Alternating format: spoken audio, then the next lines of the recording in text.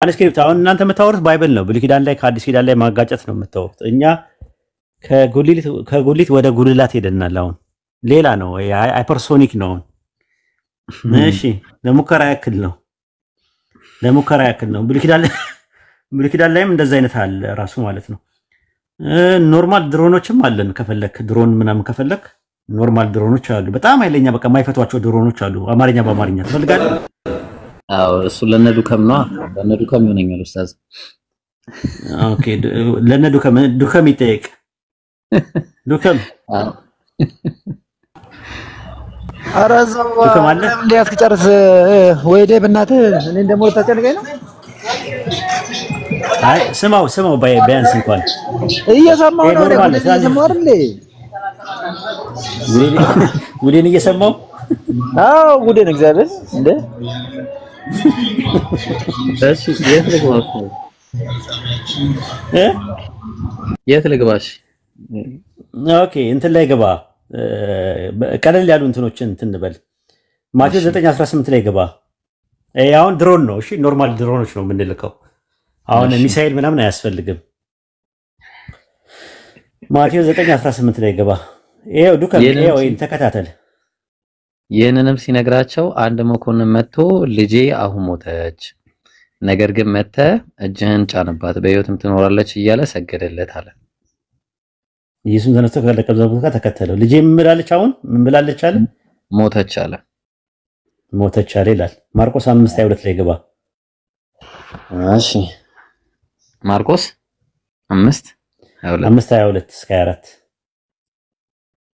ያ ድሮን እስከ 4 እሺ ኦኬ ምን አለ? ቆይ አንዴ ስልክ እሺ ኢያኢሮስ የተባለ ከምኩራብ አለቆች አንዱ መጣ። ባየውም ጊዜ በእግሩ ላይ ወደቀና ታናሽቱ ልጄ ልትሞት ቀርባለችና እንድትድና በሕይወት እንድኖር መጥተህ እጅህን ጫንባት ብሎ አጥብቆ ለመነው። እሱም ያለው ምንድነው? መቶ አለቃው መኮንኑ መጥቶ ኢየሱስ ምንድነው ያለው? ልጄ አሁን ሞተች ነው ያለው? ታናሽ ልጄ ልትሞት ቀርባለች ነው ያለው? አዎ ልትሞት ቀርባለች። የትኛውን ነው ያለው? ሞተች ነው ልትሞት ቀርባለች? የትኛውን ነው ያለው? ዱከም ቆይ ዱከም አንዴ ስክሪንሾት ያርኩበት ቦታ ላይ ነው። ይሄው ዱከም ላንተ ነው እንግዲህ የድሮን የተወነጨፈውና አንደኛው ላይ ዱከም ይኸውልህ ልጄ ልትሞት ቀርባለች። ዝም ብለህ አንብብ አትጥራኝ። አንደኛው ደግሞ ሞተች ይላል። ኧረ ቆይ እንዴ ያው እየጠየቀህ እኮ ነው። የትኛውን ሞት ይጥራህ ያው ሞተች ሌላ ነች እቺኛዋ ሌላ ትሆናለች። አምናቃለሁ። ኧረ ራሱ ነው ታሪኩ። እንዴት አንድ ሁለት ወንጌል የሁለት ሰው ታሪክ እንዴት ሁለቱም ላይ ይጻፋል? የአንድ ሰው ታሪክ ማቴዎስ ሲዘግብና ማርቆስ ሲዘግብ ይለያያሉ። ተለያይቶ ነው የመጣው። ማቴዎስ ሲዘግብ ልጄ አሁን ሞተች ብሎ አለ ነው የሚለው መኮንኑ። እንዴ ለምንድን ነው ሁለት አይነት የሚሆኑት?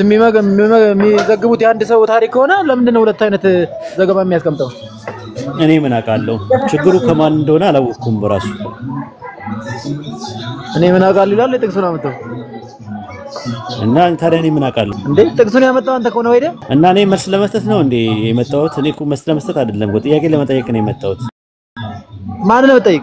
የተገኘውን ሰው ያገኘሁትን ሰው ሲጠይቅ እንግዲህ ሳፌን ይዤ ልቀመጣ ነኝ። እሺ ልጀምር። በቃ እኔ ሰላት ልስገድ። እሺ አፎን ሂድ በቃ። እሺ ለለቀ ሃይፐርሶኒክ ታጥቅ ያለውን በቃ ሂድ በቃ።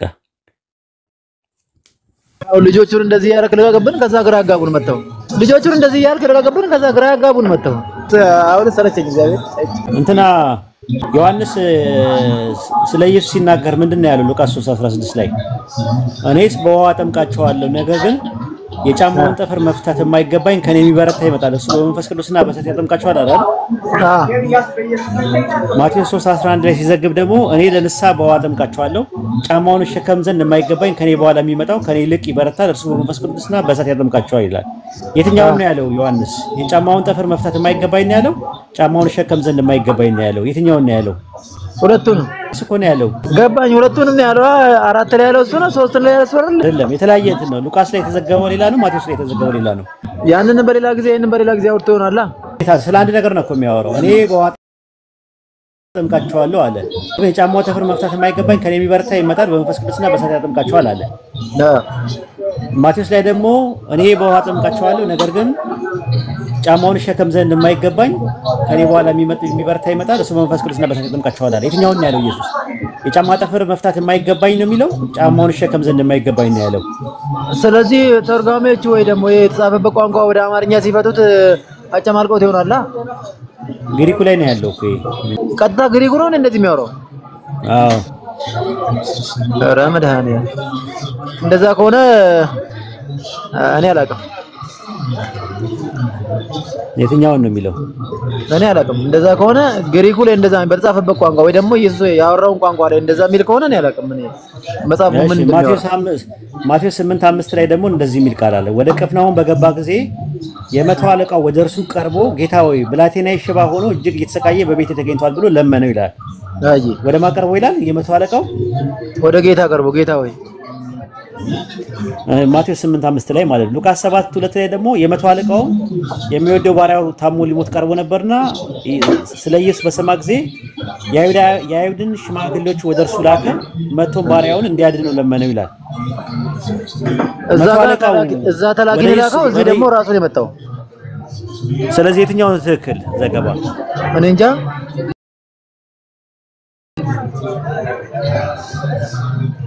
ጀመርልህ አዎ አይበቃል ታይ እንጨምርልኝ በቃ ማለት ያው አናፍጠኝ ከያስከኝማ አይ ይበቃል ወይ እግዚአብሔር እሺ የት እንሂድ ወይ በቃ እሺ ቻው በእናትህ ዮሐንስ 1:18 ላይ ኮዴክስ አሌክሳንድሪየስ ላይ ሞኖጌነስ ሂዮስ ይላል ኦንሊ ቢጎትን ሰር ይላል አንድያ ልጅ ይለዋል አይደለ ኢየሱስን ተረከው ኮዴክስ ቫቲካንስ ላይ ደግሞ ሞኖጌነስ ቴዎስ ይለዋል ኦንሊ ቢጎትን ጋር ይላል የተወለደ ልጅ ይለዋል የትኛው ነው ትክክል የተወለደ ልጅ የሚለው ነው የተወለደ አምላክ የሚለው ነው ትክክል ከግሪኩ ላይ እኔ ግሪክ አላውቅም ምን እኔ እንጃ ቀለል አድርገህ አንድ ቀለል ያለ ጥያቄ ልፈልግ መዝናኛ ወንጌል ምዕራፍ 1 ላይ ስትመለከተው ማርቆስ ወንጌል ምዕራፍ 1 ላይ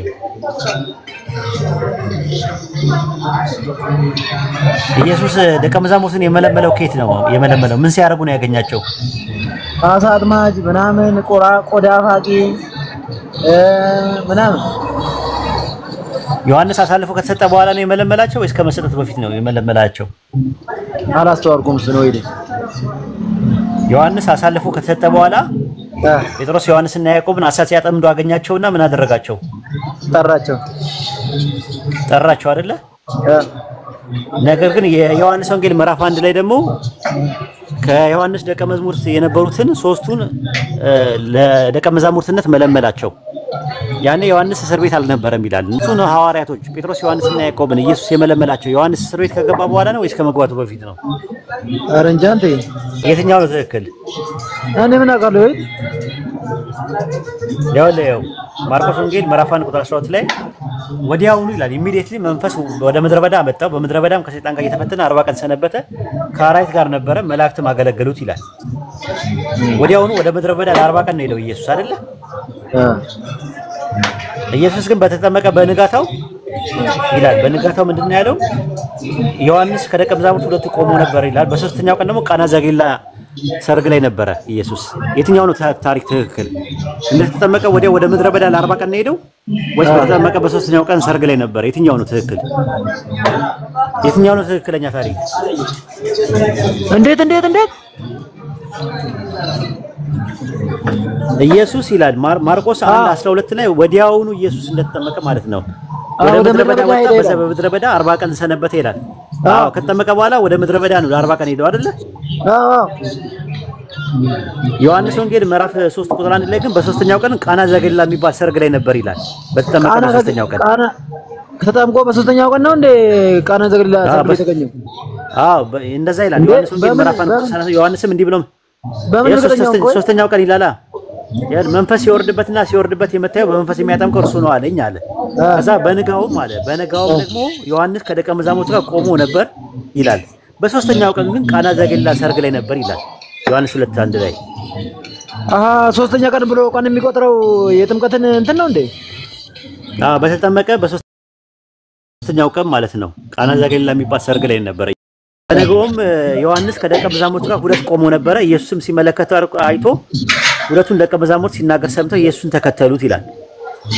ሁለቱ ደቀ መዛሙርት ጴጥሮስና እንድርያስ ኢየሱስን የተከተሉት መቼ ነው? ዮሐንስ እስር ቤት ከመግባቱ በፊት ነው ከገባ በኋላ ነው? እኔ አሁን እንደዚህ አይነት ጥናት አላደረኩም እንጃ። እሺ ሚኪያስ የሚባል ልጅ ገብቷል። እሱን ጠይቀው እስቲ ምን ታደርግ?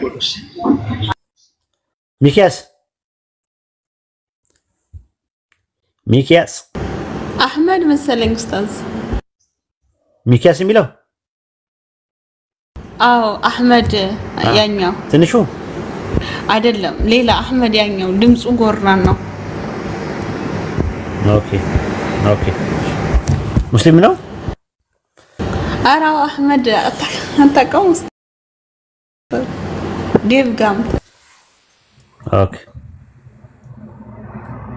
ኦኬ ራስቼ ይሆናል። ኦኬ ባለ ነጥብ ኡስታዝ ወይት ሰላም ነው? እንዴት ነህ? ሰላም ነው። እንዴት ነህ? ጥያቄ ትመልሳለህ? ጥያቄ ነበረኝ። ጥያቄ ለመመለስ ነው እኛ ያዘጋጀነው። አሁን ግጭት እያመጣን ነበር ባይብል ላይ ማለት ነውና ትመልሳለህ? አይ እኔ ጥያቄ ለመጠየቅ ነው የገባሁት። አንድ ጥያቄ ነበረኝ ከመለስክልኝ ማለት ነው። ኦኬ መጀመሪያ ጥያቄ ትጠይቅና የምትመልስ ከሆነ ማለት ነው። አይ እኔ ለመጠየቅ ብቻ ነው። እኔ የመጽሐፍ ቅዱስ ዕውቀት የለኝም፣ ግን ያው ኖርማሊ ብዙ አይደለሁም። ስለዚህ ጥያቄ ግን እስልምና ላይ አንድ ጥያቄ ነበረኝ። እሱን መመልስልኝ ካልሆነ መውረድ እችላለሁ። ችግር የለውም። ጠይቅ። እሺ ጠይቅ። እሺ ነብዩ መሐመድ ወሂ ከመቀበላቸው ወይንም ደግሞ ጅብሪል ከመገለጡ በፊት ለነሱ ጅብሪል ከመገለጡ በፊት ሙስሊም ነበሩ? አዎ ነበሩ። ኦኬ እሺ እንደዛ ከሆነ ሱራ 39:12 ላይ የሙስሊሞች መጀመሪያ እንደሆን ታዘዝኩ ይላሉ። ምን ማለት ነው? የሙስሊሞች መጀመሪያ የሚለው ነገር አንጻራዊ ንግግር ነው። አወል የሚለው ቃል በአረብኛ ውስጥ በቁርአን ውስጥ በሁለት መልኩ ይመጣል። አወሉል ሙጥለቅና አወሉል ቀሪብ የሚባል ነገር አለ። ታውቃለህ ይሄንን? አስረዳኝ። አወሉል ሙጥለቅና አወሉል ቀሪብ የሚባል ነገር አለ። ስለዚህ መጀመሪያ የሚለው ነገር በአንጻራዊ ደረጃ ይመጣል፣ በፍጹማዊ ነገር ይመጣል ማለት ነው። የምን መጀመሪያ ብለን ስንል በሱረቱ አንዓም ምዕራፍ 6 ቁጥር 14 ላይ እኔ መጀመሪያ ትእዛዝን ከተቀበለ ሰው ታዘዝኩኝ፣ ከአጋሮቹ ፈጽሞ አትሁን ተብያለሁ አለ። እኔ መጀመሪያ ትእዛዝን ከተቀበለ አለ። ያ ትእዛዝ ምንድነው? እኮ አስረዳኝ። ምንድነው ያ ትእዛዝ? እኮ የነገርኩህ እኮ ነው። ሱረቱ ጠላቅ ምዕራፍ 65 ቁጥር 5 ላይ ይህ ያላ ትእዛዝ ነው ወደ እናንተ ማወረድ ነው ይላል። ቁርአንን ነው። ረሱል ሰለላሁ ዐለይሂ ወሰለም ለመጀመሪያ ጊዜ ቁርአን ወርዶላቸው በቁርአን የሰለሙ የመጀመሪያ ሰው እሳቸው ናቸው ማለት ነው። የሙስሊሞች መጀመሪያ የሚለው ነገር ከዛ አንፃር ነው። ኢስላም የሚለው ቃል ደግሞ ኢስላም ደግሞ በሁለት ይከፈላል። አንደኛ ነገር ምንድነው? ኢስላም ከዊኒና ሸርዒ ተብለው ለሁለት ይከፈላል ማለት ነው። ከዊኒ ማለት በተፈጥሮ ሰዎችም ሲወለዱ ጀምሮ ሙስሊም ሆኖ ነው እንትን የሚሉት። ግን ሸርዒ ማለት ሸሪዓውን መሰረት ያደረገ ትእዛዝ መጥቶ የሚሰልም ሰው ደግሞ ከዛ አንፃር የሙስሊሞች መጀመሪያ የሚለው ከዛ አንፃር ነው። ግን ከልጅነታቸው ጀምሮ ሙስሊም ነበሩ። እያንዳንዱ ሰው እንትን ሲል ሙስሊም ነው ራሱ። አሁን ለምሳሌ ማለት ነው እያንዳንዱ ሰው ሲወለድ ሙስሊም ሆኖ ይወለዳል ማለት ነው በተፈጥሮ። ስለዚህ በኋላ ደግሞ ቀጥል። እሺ ስለዚህ ሙስሊም ነበሩ። ያው ሙስሊም ያው እምነቱ ነው፣ የእምነቱ መገለጫ ነው ሙስሊም ማለት አይደል? አይደለም። ምንድነው ሙስሊም? አይደለም ሙስሊም ኢስላም ማለት መታዘዝ ማለት ነው ትርጉሙ ሲምፕሊ። ሙስሊም ማለት ደግሞ ታዛዥ ማለት ነው። በሁለት አይነት መልኩ ሰዎች ለአላህ ይታዘዛሉ ማለት ነው። አንደኛው ከዊኒ ነው በተፈጥሮ ተገደው ማለት ነው አንደኛው። ሁለተኛ ደግሞ በውዴታ የሚል ነገር አለ። በውዴታና በግዴታ ይገዛሉ ነው የሚለው። ይታዘዛሉ ነው የሚለው። እሺ አንተ አሁን ምንድነው እምነትህ ሲባል ሙስሊም አይደለም የምትለው? ኢስላም ሙስሊምማ ሰውየው ነው እኮ። ያው ኢስላምና ሙስሊም ልዩነት አላቸው። አዎ ሙስሊም ስትል ግለሰቡን ነው፣ ታዛዥ ማለት ነው ትርጉሙ። ታዛዥ ስትል አንተ ነህ፣ ሰው ነው ታዛዥ። ኢስላም ስትል ደግሞ መታዘዝ ነው፣ ሃይማኖቱ ነው። ሃይማኖቱ ኢስላም ይባላል ወይም እስልምና ይባላል። ሰውየው ደግሞ ሙስሊም ይባላል። ስለዚህ እምነቱ እስልምና ነበር ማለት ነው። ያው ሙስሊም ሆነ ማለት እምነቱ እስልምና ነበር። ኢስላም የሚለው ቃል በሁለት መልኩ ነው የሚመጣው። ሱረቱ አሊ ኢምራን ምዕራፍ 3 ላይ ስትመለከተው በሰማይና በምድር ያሉ በውድና በግድ ለአላህ የታዘዙ ይሆናሉ ይላል። የታዘዙ የሚለው ቃል ኢስላም የሚለው ቃል ነው የሚጠቀመው ራሱ ማለት ነው።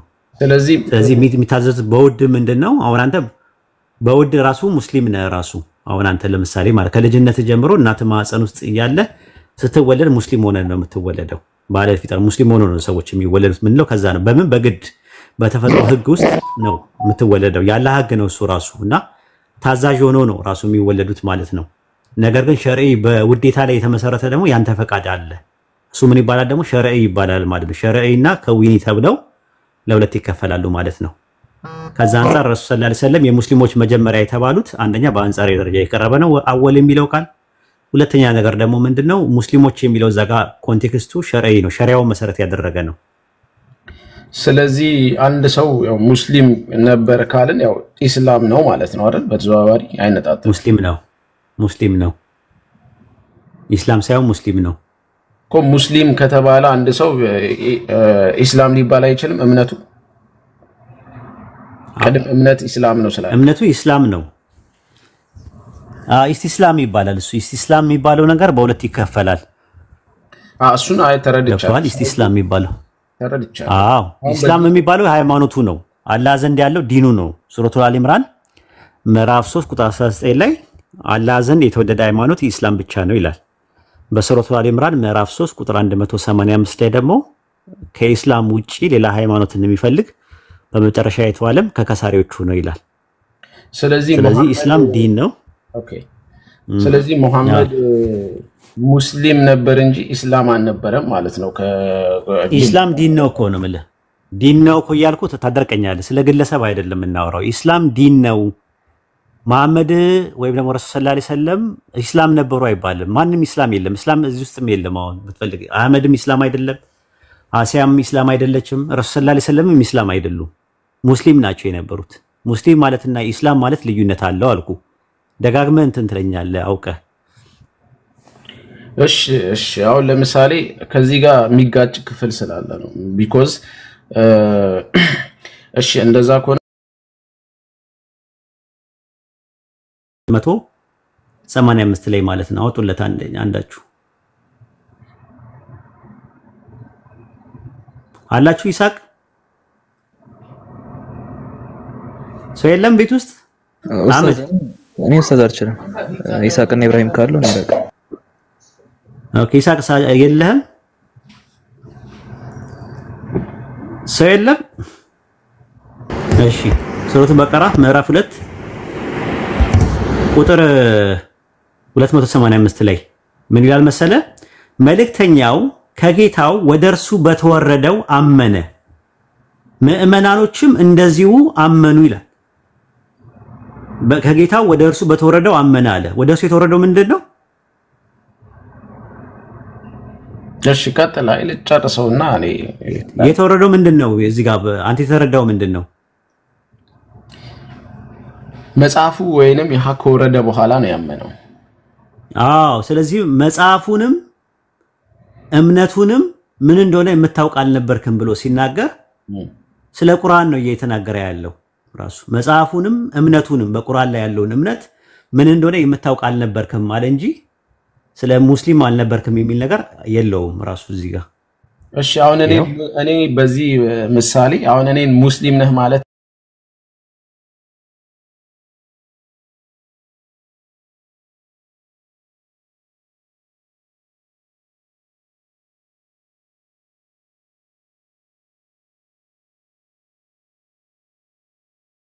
ሪዋያ ላይ ደግሞ ምን አሉ ረሱል ሰለላሁ ዐለይሂ ወሰለም ሲናገሩ አንድ ሰው በአፉ እስኪል ድረስ ሙስሊም ነው ብለዋል። ለአቅመ አደምና ለአቅመ ሐዋ ደርሶ በዚህን እምነት ተከታይ ነኝ ብሎ ራሱ ክሌም ካደረገበት ጊዜ ጀምሮ ያኔ ይከፍራል ማለት ነው። እሺ ግን አሁን አንተ እዚህ ጋር ሙሐመድ እንዳላወቀ መጽሐፉንም እምነቱንም የማያውቅ መሆኑን እየተናገረ እኔ ለምሳሌ የማላውቅ ነኝ እምነቱንም መጽሐፉንም አላውቅም።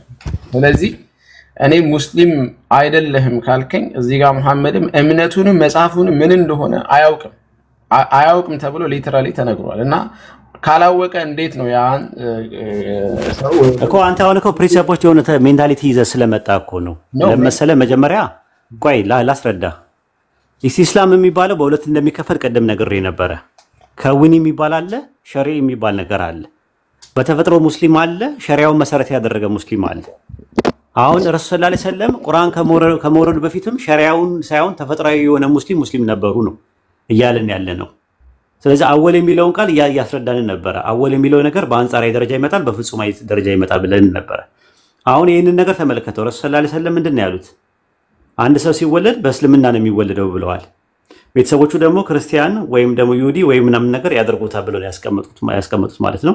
ጥቅሱን ልስጥ አንዳንድ ነገሮች ማለት ነው። እና ምን ይላል መሰለ ረሱል ሰለላሁ ዐለይሂ ወሰለም እንዲህ አሉ።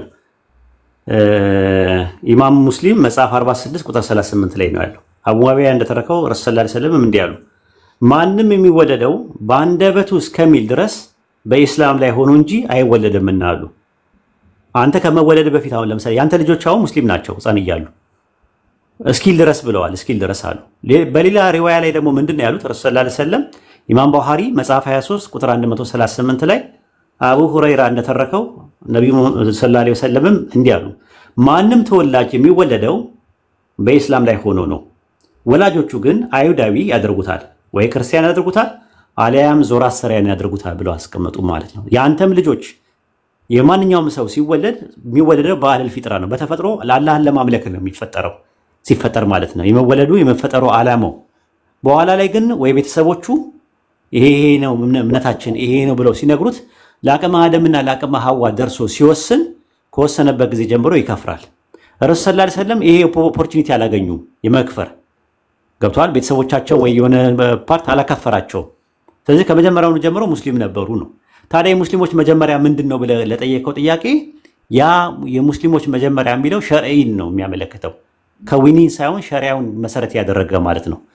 ኮዛል ሳይሆን ቴዎሎጂካሉን ማለት ነው። እንደዛ ነው። ከዛ አንፃር ነው። እሺ አሁን እዚህ ጋር እየይዘህ ከመለስክልኝ እንግዲህ ሙሐመድ ወሂን ወይንም ከጅብሪል መልእክት ያሲ ሲቀበሉ እድሜያቸው ጎልማሳ እድሜ ላይ ነው ያሉት። ስለዚህ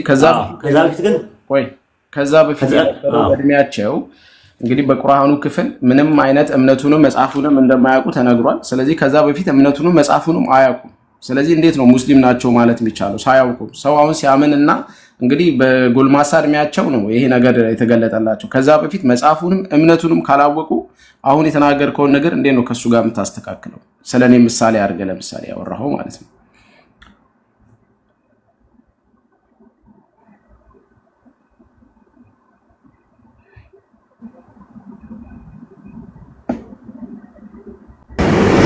ኡስታዝ አትሰማም? ቀን እስከዛ ታፕ አድርጉ። እሺ ኮፒ ሊንክ እና ታፕ አድርጉ።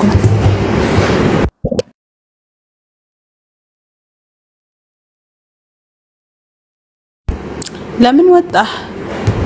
አቤት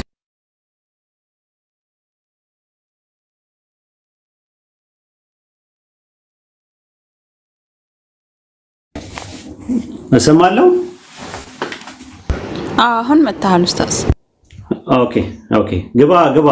እኔም ወጥቻለሁ። አስገቢው። እሺ አብሶታችሁኝ። እየሰማኝ አይደለም? እየሰማሁ ነው።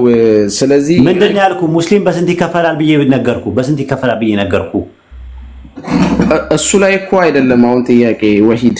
አሁን እኮ ሸሪዓውን ነው። ሁለት አይነት ነው ካልኩ ሸሪዓውን መሰረት ያደረገ አለ፣ ተፈጥሮን መሰረት ያደረገ አለ። ከዊን ሸሪዕና አታዳምጥም እኮ ችግሩ እኮ አንተ እሱ ነው። እያዳመጥከኝ አይደለም። ጥያቄ ትጠይቃለህ፣ ማብራሪያውን እያዳመጥክ አይደለም ያለው። አንዴ ልድገምልህ። ኢስላም በሁለት ይከፈላል። አንደኛ ከዊኒ ይባላል፣ አንደኛው ሸርዒ ይባላል። ከዊኒ ማለት ምን ማለት ነው ሲባል ተፈጥሯዊ የሆነ ነገር ከመጀመሪያውኑም ስንፈጠር ጀምሮ አላህ ለኢስላም ዓላማ ሁሉንም ሰው ሲፈጥር በሙስሊም አድርጎ ነው የሚፈጥረው። ሲወለድ ሙስሊም ሆኖ ነው የሚወለደው። ከዛ በኋላ ግን ምንድነው ካደጉ በኋላ ደግሞ ሸሪዓን መሰረት አድርገው ሰዎች ይሰልማሉ ወይም ደግሞ ሸሪዓውን ይቀበላሉ። ያንን ሸሪዓውን ሲቀበሉ ሸርዒ ይባላል ማለት ነው።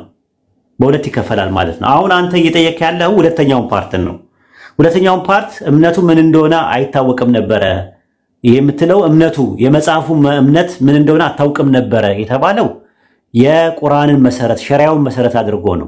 ከሸሪዓው በፊት ግን ረሱል ሰለላሁ ዐለይሂ ወሰለም ለ40 ዓመት ያክል የነበሩት ኢስቲስላም የሚባለው ከዊኒ በሚባለው ነው። ናቹራል በሆነው ነገር ነው የነበሩት ነው እያልኩ ያለሁት።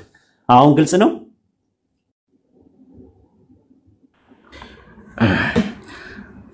እሺ አሁን በተፈጥሮ ሙስሊም ናቸው እያልከኝ ነው እና መሐመድን በተፈጥሮ ሙስሊም ናቸው ስትለኝ፣ ስለዚህ ይሄ አሁን እኔ እኮ በዚህ ክፍል አንጻር ነው የጠየኩ። ቢኮዝ እሺ በተፈጥሮ ሙስሊም ናቸው፣ እኔም በተፈጥሮ ሙስሊም ነህ ብለኸኛል። ሁሉም ሰው ሲወለድ በተፈጥሮ ሙስሊም ነው ብለሃል። አንተ ከፍራል። ረሱል ግን የሚለየው ምንድነው? ረሱል አልከፈሩም፣ አላሻረኩም፣ አልከፈሩም። እሺ ቁጥር 3 ምን ይላል? ذلك بأنهم آمنوا ثم كفروا فطبع على قلوبهم فهم لا يفقهون ይላል። ይሄ በልቦቻቸው ላይ ታተመ ነው። ያው ኩፍር እሱ ላይ ታተሙበታል ማለት ሰውየው ላይ እንደዛ ነው። ኡስታዛው ትክክል ነው። እንደዛ ነው የሚለው ማለት ነው። ስለዚህ በታተመ ጊዜ ነው የሚለው። በታተመ ጊዜ ከዛ አንፃር ነው አላህ ቀድሞውኑ ስለሚያውቅ ወደፊት እንዳያደርግ እንዲገደል ያስደረገው ማለት ነው። በኸድር አማካኝነት ነው ፖይንት ያለው እሱ ነው ያለው ነገር ማለት ነውና ይሄ ነገር ምንድነው? ሁለት ሰዎች ሾተ ላይ ሲያነሱ እንደዛ ነው ራሱ። በነገራችን ላይ እንዲህ አይነት ነገሮች የተደረጉ አሉ ባይብል ላይ። ኤግዛምፕል ልስጥ፣ ወደ ባይብል ልግባ። ኡስታዝ አንደኛ ሳሙኤል ምዕራፍ 15 ላይ ግባ። ምዕራፍ 15 ቁጥር 1 ላይ ግባ።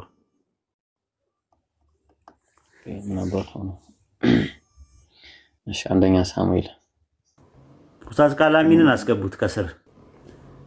ስቢዋለሁ ኡስታዝ እየገባ አይደለም። አንደኛ ሳሙኤል ምዕራፍ 15 ቁጥር 1 ሳሙኤልም ሳኦልን አለው በሕዝቡ በእስራኤል ላይ ንጉስ እንድትሆን ቀባ ዘንድ እግዚአብሔር ላከኝ፣ አሁንም የእግዚአብሔርን ድምጽ ስማ ይላል። ከዛስ እስራኤል በግብጽ በወጣ ጊዜ ከግብጽ በወጣ ጊዜ አማሌቅ በመንገድ ላይ የተቃወመውን ያደረገበትን እበቀላለሁ። አሁንም ሄደህ አማሌቅን ያላቸውንም ፈጽመህ አጥፋ፣ አትማራቸው፣ ወንዱና ሴቱን፣ ብላቴናውንና ሕፃኑን፣ በሬውና በጉን፣ አህያውና ግመሉን ግደል ብሎ አዘዘ። ለምንድን ነው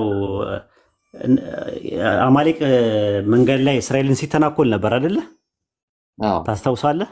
አባቶቻቸው የዛሬ 400 ዓመት ማለት ነው፣ ከ400 ዓመት። እነዚህ ደግሞ ተመልሰው ደግሞ ካደጉ በኋላ ህፃናቶቹ ካደጉ በኋላ ማንን ይተናኮላሉ? እስራኤልን ስለሚተናኮሉ ምን በላቸው አለው? በቀላለሁ አለው። ያው በሱ ላይ አጥፋቸው ያለው ነገር አለ። ስለዚህ ምንድነው ለምንድን ነው እነዚህ ህፃናቶችን እንዲያጠፋ የፈለገው ፈጣሪ ሲባል መጀመሪያም የነበረው ተበቀለዋልና በቀል ስለሆነ እነዚህም ሰዎች ደግሞ ካደጉ በኋላ ህፃናቶቹ ካደጉ በኋላ ወደፊት ልክ እነዛ አባቶቻቸው እንደሰሩ ተመልሰው ስለሚሰሩ ስለሚያቅ ነው ብሎ ነው የሚመልሱት። ምን ስለሚል ወደፊት እነዚህም እንደዚህ እንደሚሰሩ ስለሚያቅ ነው ይለዋል።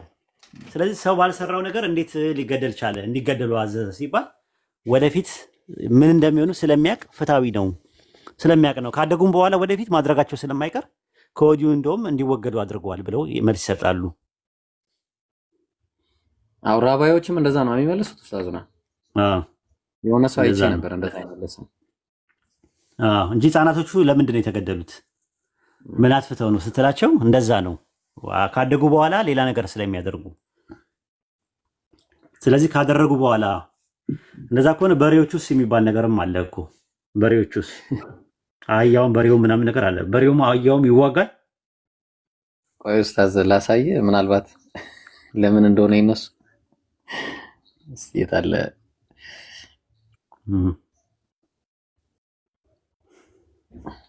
ምናልባት እንደዚህ ካሰበን ያላቅም ከይቅርታ ጋር እንደዚህ ታስበው ከሆነ የበሬዎቹና የበጎቹ እንዲታስበው ሊሆን ይችላል። ምናልባት እንዲህ ያስበው ሊሆን ይችላል የሚል ነገር ግምት አለ። ለምን አላተጠቀም? እሺ ኡስታዝ እንትን ይበሽቃሉ እነሱ አይወዱም። እሺ ኡስታዝ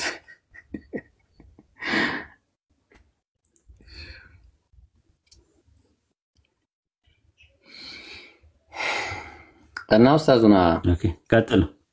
ከፕሪዴስቲኔሽን ጋር ማነው ከእንትን ጋር የተያያዘ ነው ከማነው ይቅርታ ከመጀመሪያ አላህ Subhanahu Wa Ta'ala የሩቅ ሚስጥሩን ስለሚያውቅ ነው አይደለ? በቃ ባጭሩ ይሄ የተደረገው ማለት ነው።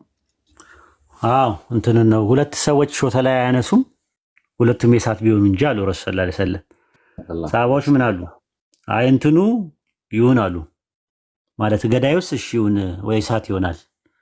አዎ እና የተገደለውስ እንዴት ነው የሳት የሚሆነው ብለው ሲሉ ንያው ነው በንያቸው ያንን እንደሚያደርጉ አስበው ነበር ያደረጉት። ስላላደረጉት ብቻ አይጠየቁም፣ በንያቸው ይጠየቃሉ ሰዎች ራሱ ማለት ነው። እና እንደ አይነት እንትኖች አሉ ሐዲሶች አሉ በጣም ብዙ ማለት ነው። እና ይሄ ወጣቱ ልጅም እንደዛው ነው ያደረገው። እንደዛ እንደሚያደርግ ስለሚያውቅ ንያውን አላህ ስለሚያውቅ ከዛ አንፃር እነዛ ሰዎችን ለአደጋ ለመጠንቀቅ እንዲገደሉ አድርጓቸዋል ማለት ነው። ይሄ ነው ያለው ነገር ማለት ነው። ይሄ ምንም ቴዎሎጂካል ዲያላማም የለውም፣ ቴዎሎጂካል ፋክተርም የለውም። አለው የሚል ሰው ካለ ግን ባይብል ውስጥ እንደዚህ አይነት ተመሳሳይ እንትኖችን አርጊመንቶችን ማምጣት ይቻላል።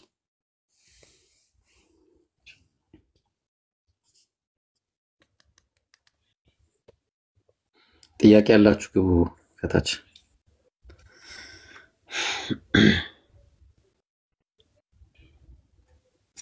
ጥያቄ ያላችሁ ሰዎች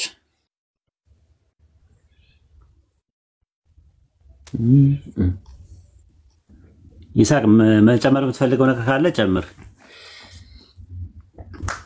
የለም እኮ ኡስታዝ ይሳቅ ነው የሌለው? አዎ ንገ የለም ያረኛ ታይኛለ ነኝ ግን መስፍን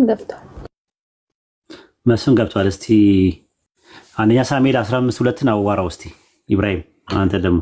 እሺ መስፍኔ ሰላም ብያለሁ። እንዴት ነህ? ደህና አደርክ? ማን ወደ ነው አልክ? አለን። እንዴት ናችሁ? ይብራ ሰላም ነው? እንዴት ናችሁ? አልহামዱሊላህ ምንም ሰላም ብያለሁ። አለን።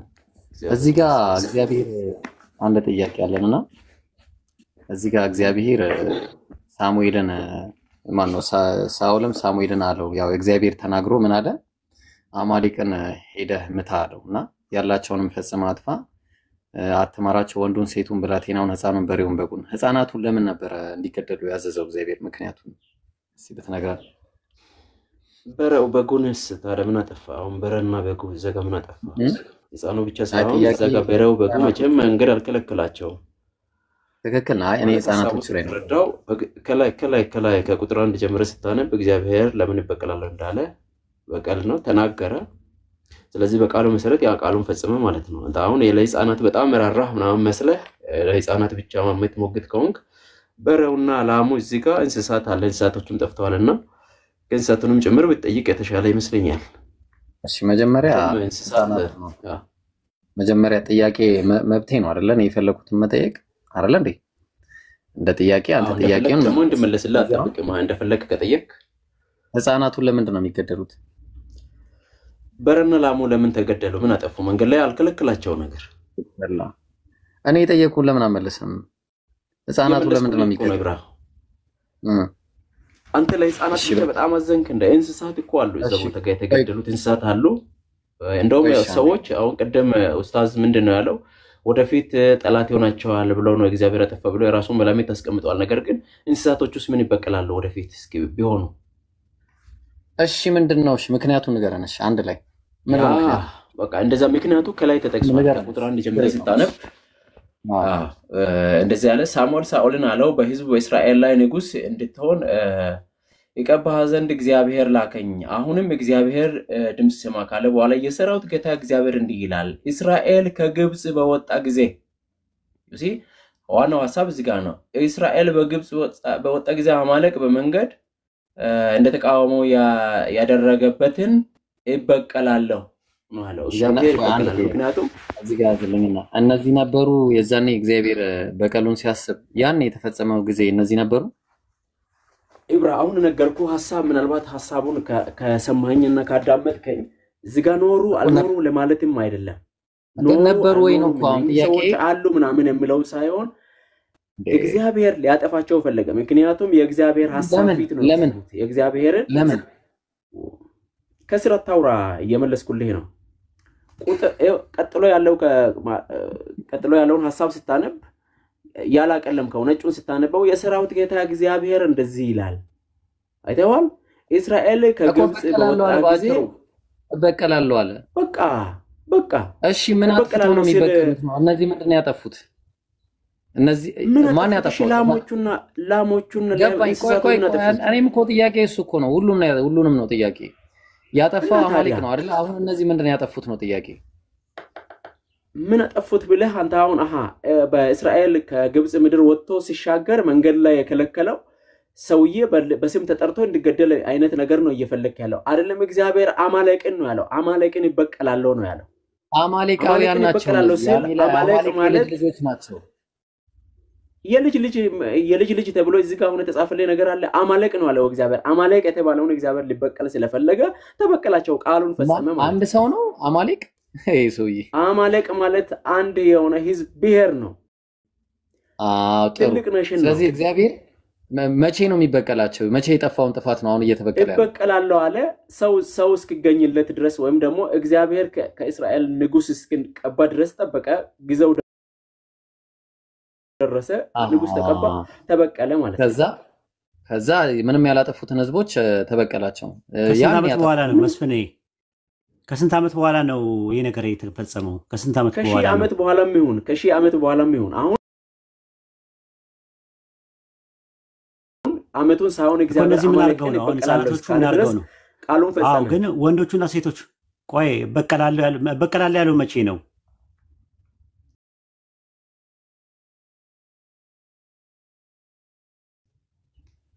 ይሄው እዛ እየተናገረ አይደለ እኮ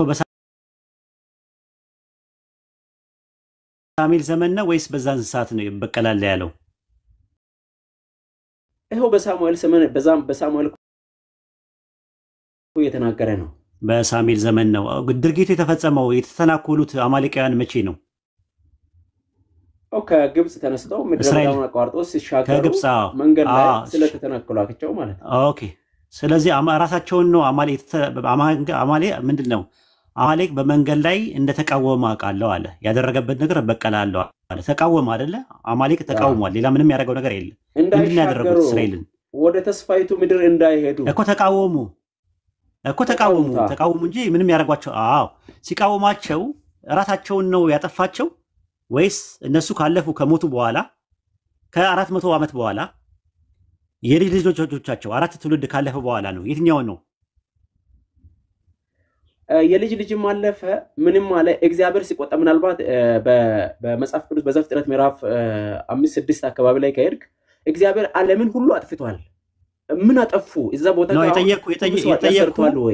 የጠየቁ ህፃናቶቹ ይኸውልህ ከ400 ዓመት በኋላ ያን ነገር ፌር ነው ወይ ፍትህ ነው ወይ ከ400 ዓመት በኋላ እነዛ ሰዎቹ እያሉ አራት ትውልድ አቋርጦ ህፃናትን የሚጨፈጭፍበት ፍትህ ነው ወይ ነው ጥያቄው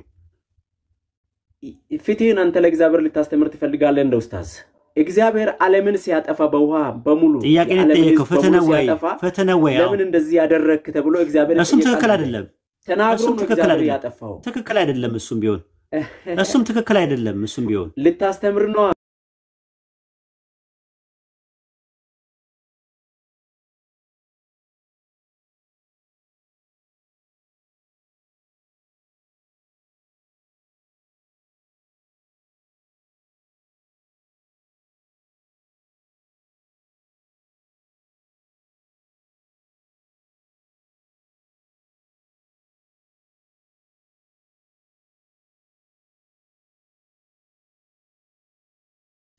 ይሄው ዘዳግም 24 አውጣለት እስራኤል ከግብጽ ሀገር ያወጣው ማን ነው ራሱ እግዚአብሔር ነው ልጆቹ አይደሉም አባቶች ይኸውልህ ቆይ አንዴ መስፍን እኩል አታውራ አባቶች ስለ ልጆች አይገደሉ ልጆችም ስለ አባቶች አይገደሉ ነገር ግን እያንዳንዱ በኃጢአቱ ይገደል አይደል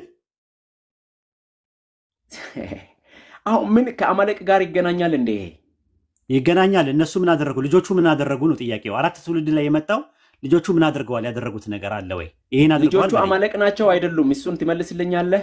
የአማለቅ ልጆቻቸው ናቸው ያጠፉት። እና ታዲያ አማለቅን አጥፋለ ከዛ ሲያጠፋ አባቶች ስለ ልጆች አይገደሉ፣ ልጆችም ስለ አባቶች አይገደሉ። ነገር ግን እያንዳንዱ በኃጢአቱ ይገደላል። ስለዚህ እነሱ በሰሩት ኃጢአት ልጆቻቸው 4 ትውልድ ጠብቆ በቀል ሆኖ ለዛውም እነዛ መገደል ሲገባቸው እነዚህኞቹ ለምን ተገደሉ? ጠይቀኛል። እስኪ እንግዲህ ደግሞ ሲማኝ እነኚህ ልጆች አማለቅ የሚባለውን ስም ያስቀጠሉ የሚኖሩ ጀነሬሽን ነው። ስለዚህ ቅድም እንደጠየቅኩ እነኚህ ልጆች አማለቅ ናቸው ወይስ አይደሉም? አማለቅ ናቸው አልከኝ። እግዚአብሔር ምንድነው ያለ? አማለቅን እበቀላለሁ አለ። ኦኬ ታዲያ የት ሀገር ሄዶ እግዚአብሔር እንዲበቀል ፈለግ? አሁን በልጅ ልጅ ምናምን ለሚባለው ለምን ይበቀላል? አባቶች ስለ ልጆች አይገደሉ ይላል። ኡስታዝ እስኪ ትንሽ እንጨርስ። ህጉ ነው ልጆቹ ስለ አባቶች አይገደሉ ይላል። እዚህ ጋር ዘዳግም 24:16 ላይ ለማን ነው የተሰጠው? ለአጠቃላይ ነው። አባቶች ስለ ልጆች ምን አጠቃላይ ህግ ነው? ለአጠቃላይ ህግ አባቶች ስለ ልጆች አይገደሉ፣ ልጆች ስለ አባቶች አይገደሉ። የዓለም ሁሉ ያንዳንዱ የዓለም ህዝብ ነው የሚተዳደርበት። በዘዳግም በተጻፈው ለሙሴ በመጣው ትእዛዝ ሁሉ አለ። ሁሉ ለሙሴ እስራኤል ለሚተዳደርበት ለዓለም ህዝብ ነው ወይ የወረደው ወይም ደግሞ የተሰጠው ትእዛዝ? እሱ አይደለም። ይሄኛው የሚሰራው ለእስራኤሎች ብቻ ነው። ታዲያስ ለእስራኤሎች ብቻ ነው። እንደዛ ከተስማማ እግዚአብሔር አማለቅን አጥፋ ስል አማለቅን አጠፋ። አማለቅ ማን ነው? ልጆቹ እንስሳቱም ጭምር እኮ ነው። አሁን አይተው ከሆነ ለምን እናንተ እንደምትለዩት በጣም ልብ ለመብላት ነው አይደለም። እንስሳቶችም እኮ አይደለም እኮ ነው። ወይም ደግሞ እግዚአብሔርን አመፀኛ ለማድረግ ጥረት በሚታረጉት እንጂ አንዴ ተረጋጋ። ጥያቄ ማብራሪያ አይደለም የተጠየቀው፣ ጥያቄ ነው የተጠየቀው። ማብራሪያ ቢሆን ኖሮ ታብራራለህ ራሱ። አንደኛ ሳሙኤል ምዕራፍ 15 ቁጥር 2 ላይ ያለው ሕፃናትን እንስሳትን አህያ ወንበሩ እሱ ራሱ መገደሉ እኮ ልክ አይደለም ነው። ምን እግዚአብሔርን ሐሳብ አንተ እንዴት ልክ ነው ልክ አይደለም ለእግዚአብሔር አስተያየት ትሰጣለህ? እኛው ለምሳሌ አሁን ያድናል መጽሐፉ ትክክል አይደለም ነው ምንለው እኛ። መጽሐፉ ነው ችግር ያለበት፣ እግዚአብሔር ጋር አይደለም ችግር ያለው። it is your right እኔን ማንንም አይከለክልም። መጽሐፉ ጋር ችግር እንዳለ የምታውቀው። ቆይ እሺ፣ ይሄን የነገረን ማን ነው? የዘገበልን ማን ነው? ይሄን የሚነግረን ለሳሙኤል እንደዚህ ያለው ብሎ የሚለን ማን ነው? ይሄንን ታሪኩን የሚነግረን አካል ማን ነው? የሚነግረን አካል ታውቀዋለህ? ሳሙኤልን ልታጠናው ነው? ኖ ሳሙኤልን አይደለም ያልኩ። ሳሙኤልን እግዚአብሔር እንዲህ ያለው እያለ የሚነግረን ማን ነው? ጸሐፊው ነው። ማን ነው ጸሐፊው? ሳሙኤል ነው የሚጽፈው።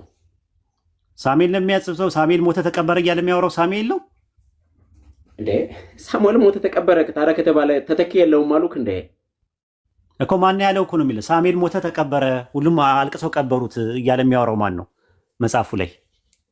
ተተኪ ነው ቀጥሎ ያለው ከሳሙኤል ቀጥሎ ክዳን የወሰደ እከሌ በለኝ። እከሌ ማ ሳሙኤል ካህን ነው ሲጀመር ጀምሮ ነብይ አይደል እንዴ? ካህን ነው እንዴ ሳሙኤል? ካህንም ነብይም ነው ንጉስም ነው ጭምር ሀገርንም ይመራል። አይ ንጉስ አልነበረም። ሳሙኤል ንጉስ አልነበረም። ንጉስ የነበረው ሳኦል ነው። ሳኦል ነው የነበረው፣ ከዛ ዳዊት ነው የነበረው። እሺ ሳሙኤልን ተክቶ የጻፈው ማን ነው ንገረኝ፣ እከሌ በለኝ። ለምን እንደዚህ የግድ ሰውየውን ስም ከጠራውልህ እውነት ነው ልትለው ነው? ኖ አይደለም። መጽሐፉን የጻፈው ሳሙኤል አይደለም። አንደኛ ሳሙኤል እና ሁለተኛ ሳሙኤል የጻፈው መጽሐፉን የጻፈው በሳሙኤል ስም ተጻፈ እንጂ ሳሙኤል አይደለም የጻፈው። ማስረጃ ስጠኝ እስቲ። በሳሙኤል ስምም ተጻፈ። መጽሐፉ ትክክል አይደለም። ማን የነገረን? ማን የነገረን? ሳሙኤል ሞተ። ኦኬ መስፍን ትክክለኛ ሰው ነው ብለህ ልትናገር ነው እኮ። በጣም ማለት ምን አይነት ነገር እንደምትናገሩ በጣም ግራ ያጋባል። መስፍን ተረጋጋ። አሁን አንደኛ ሳሙኤልን ይኸውልህ እግዚአብሔር እንዲህ ብሎ አስገደለ ብሎ የነገረን ሰውየው ማን ነው? ያው ሳሙኤል አይደል እንደ በዘመኑ የነበረው ማስረጃ ስጠኝ። እሺ ማስረጃ ስጠኝ። ነገስታትን እየቀባ የነበረው ሳሙኤል ሳይ ስጠንና እንትን እንበል። ስጠን እስቲ እንትን በለው 15 አንድ ላይ ይሄው ሳሙኤልም ሳኦልን አለው። ሳሙኤል ሳኦልን አለው በሕዝቡ በእስራኤል ላይ ንጉስ እንድትሆን እቀባ ዘንድ እግዚአብሔርን ላከኝ። አሁንም የእግዚአብሔርን ቃል ስማ። የሰራዊት ጌታ እግዚአብሔር እንዲህ ይላል፣ እስራኤል ከግብፅ በወጣ ጊዜ አማሌቅ በመንገድ ላይ እንደተቃወመ በቀላለሁ። አሁንም ሄደ አማልክትን ምታ፣ አማሌቅም ምታ፣ ያላቸውን ሁሉ ፈጽመህ አጥፋ፣ አትማራቸው፣ ወንዱን ሕፃናቱን፣ በሬውን፣ በጉን፣ ግመሉን፣ አህያውን ግደል። ሳኦልም ሕዝቡን ጠርቶ በጌልገላ ቆጠራቸው። 200,000 እግረኞች ከይሁዳ 10,000 ሰዎች ነበሩ። ሳኦልም ወደ አማሌቅም ከተማ ወጣ፣ በሸለቆ ውስጥ ተደበቀ። ይህን የሚያወራው ማን ነው? ሳሙኤል ሳኦልን አለው እያለ የሚያወራው ማን ነው?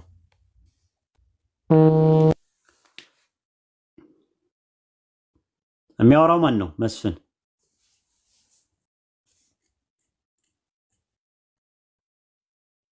መስፍን አለ? መስፍን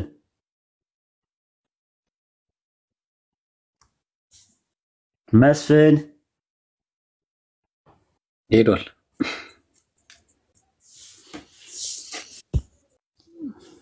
ኦኬ። በነገራችን ላይ ሌላ ነገር ላሳይህ እሱ እስኪመጣ ድረስ ሌሎቻችሁም ትምህርት ይሆናቸዋል። ኦሪት ዘፍጥረት ላይ ግባማ። ኦሪት ዘፍጥረት እሺ እሺ።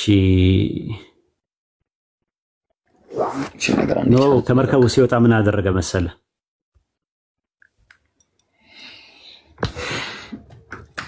እሺ ኡስታዝ እሺ ኦሪት ዘፍጥረት ምዕራፍ 9 ቁጥር 20 ምዕራፍ 9 ቁጥር 20 ኖህም ምን ይላል መሰላችሁ? ላንብብልህ እኔ ላንብብልህ። ኖህ ገበሬ መሆን ጀመረ፣ ወይን ተከለ፣ ከወይን ጠጅ ጠጣና ሰከረ፣ በድንኳን ውስጥ ራቁቱን ሆነ።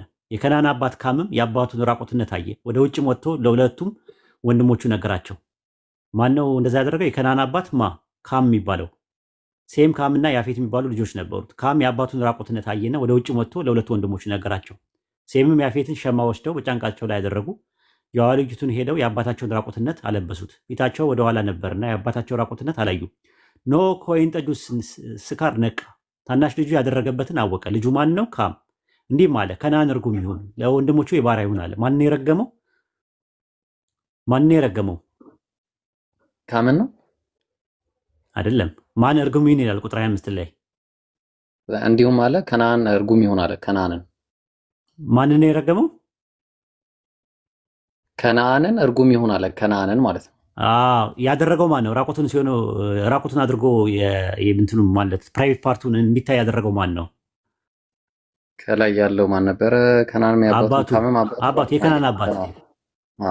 የከነዓን አባት ካም ነው ያደረገው። አባትየው ባደረገው ለምንድን ነው ልጅየውን የረገመው? ኦኬ ጥያቄ ነው። ያዙት ይሄን። ምን አድርጎ ነው ልጁ? ኖህ ሲነሳ ሰክሯል። በእርግጥ ልክ አይደለም የሰራው ስራ አባትየው። ግን አባትየው እያለ ልጅየውን ለምንድን ነው እንደዛ ያደረገው? ከእንቅልፉ ሲነሳ የረገመው ማንን ነው? ከነዓንን ነው አይደለም እንጂ ልጁን ነው ነገሩ። አንዱ ምን እንዳለኝ ታውቃለህ? ሰክሮ ነበር አለ። አልነቃም፣ ከስካሩ አልነቃም። ያው በእንትኑ አጎበሩ አለቀቀውም ነበር አለኝ። እና ስካ እንትኑ ሰራ።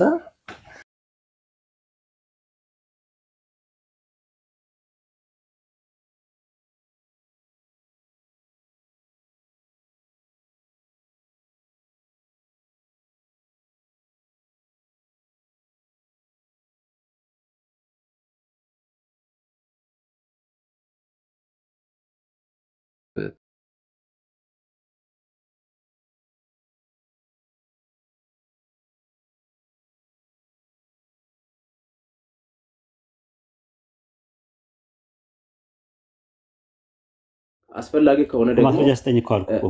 ማስረጃ ስጠኝ። መጽሐፈ ሳሙኤል ብሎ እኮ ነው ከላይ ርዕሱ ራሱ ገና ሲታየው መጽሐፈ ሳሙኤል። መጽሐፈ አስቴር ስለተባለ ጸሐፊዋ አስቴር ናት ማለት አይደለም። ራሱ መጽሐፈ አስቴር ስለተባለ ማለት ነው። መጽሐፈ ኢያሱ ስለተባለ መጽሐፈ ኢያሱን የጻፈው ኢያሱ ነው ማለት አይደለም። አንዳንድ ጊዜ የብዕር ስም አለ፣ የዳቦ ስም አለ። ራሱ በብዕር ስም የሚደረግ ነገር አለ። አንደኛ ሳሙኤልና ሁለተኛ ሳሙኤል ስለ መጽሐፉና ስለመናገሩ ማስረጃ ካለ ስጠን። ኦኬ ምዕራፍ በዚህ ላይ ቁጥር እዚህ ላይ ሳሙኤል እንደጻፈ ማስረጃ ልስጥህ።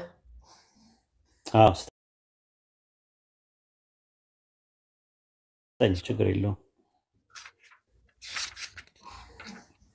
መጽሐፉ ሳሙኤል ከመወለዱ አስቀድሞ እንደሌለ ግልጽ ነው።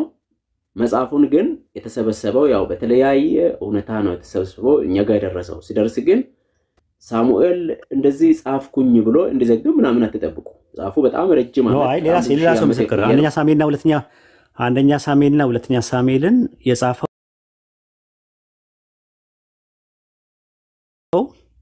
ሳሙኤል ነው የሚል ከኦሪት ዘፍጥረት እስከ ራዕየ ዮሐንስ ድረስ ማስረጃ ማቅረብ ትችላለህ። እሱ እንዲልም ማስረጃ መስጠት አይጠበቅብኝም። ገና መጽሐፉን ስትከፍቱት አንደኛ ሳሙኤል ብሎ ነው የሚሰጠው።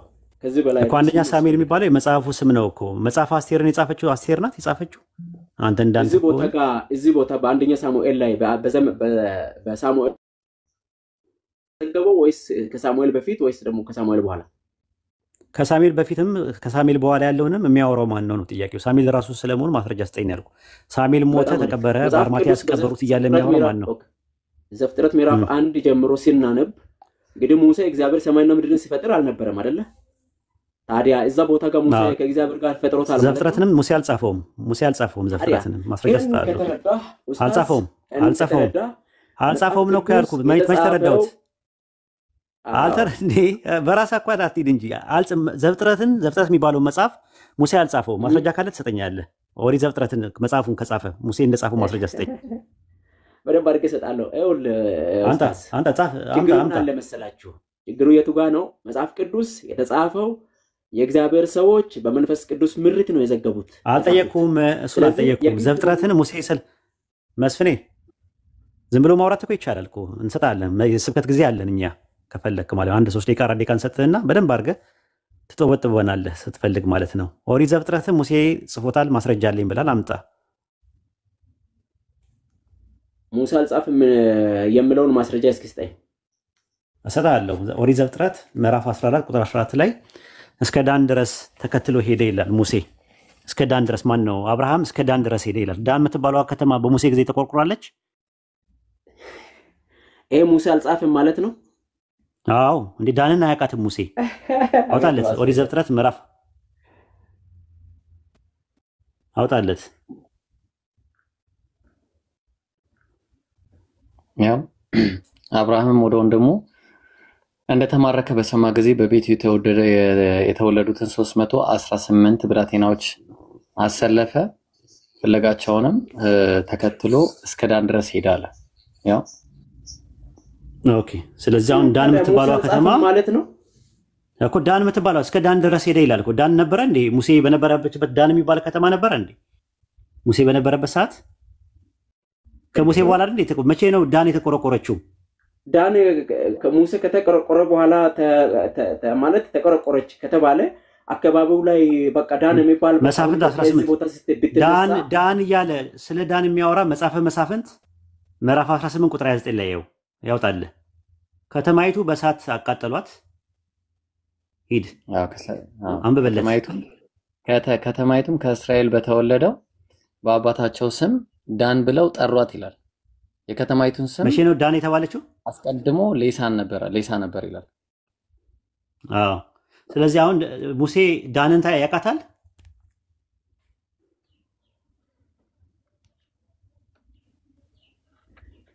ሙሴ ዳንን ያውቃታል ወይ?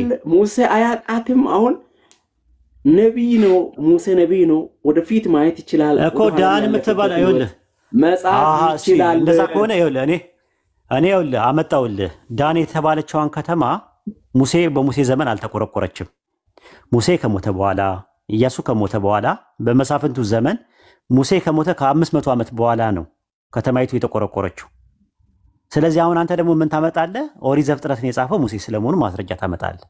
አንድ ማስረጃ ስጠን።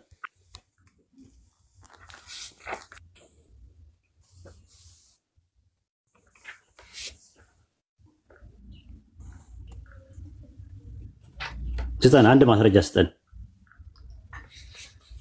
ትንሽ ጠብቀኝ። እሺ